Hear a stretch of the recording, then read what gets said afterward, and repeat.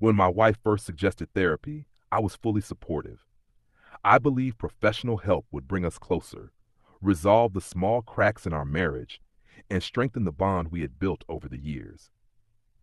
She started seeing a divorce therapist, a woman who claimed to understand relationships because she had lived through the pain of one failing. At first, the session seemed harmless. My wife would come home calmer, more confident, and I thought it was working. But then one evening, over dinner, she looked at me with an unsettling calmness and said, "My therapist thinks it might help if we open our marriage a little, just so I can find myself again." My fork froze midair. I stared at her, trying to process the words. This wasn't about communication or healing anymore. It sounded like permission to cheat, dressed up as therapy. I asked her if she wasn't already herself. Hadn't we built a life together, shared dreams, laughter, and even tears?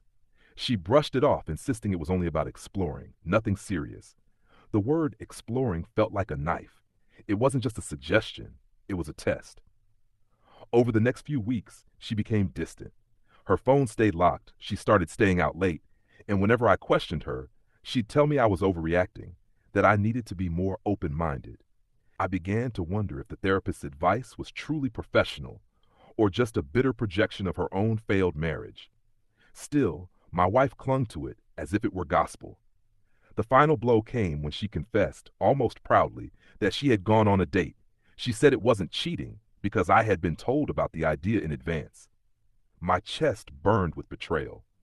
I realized the therapist hadn't saved our marriage. She had planted the seed of its destruction.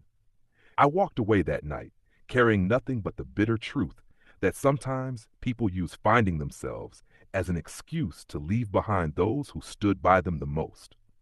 My wife may have found a new version of herself, but in the process, she lost the one person who had loved her completely. And I learned that sometimes the advice people give says more about their brokenness than about what's right for you.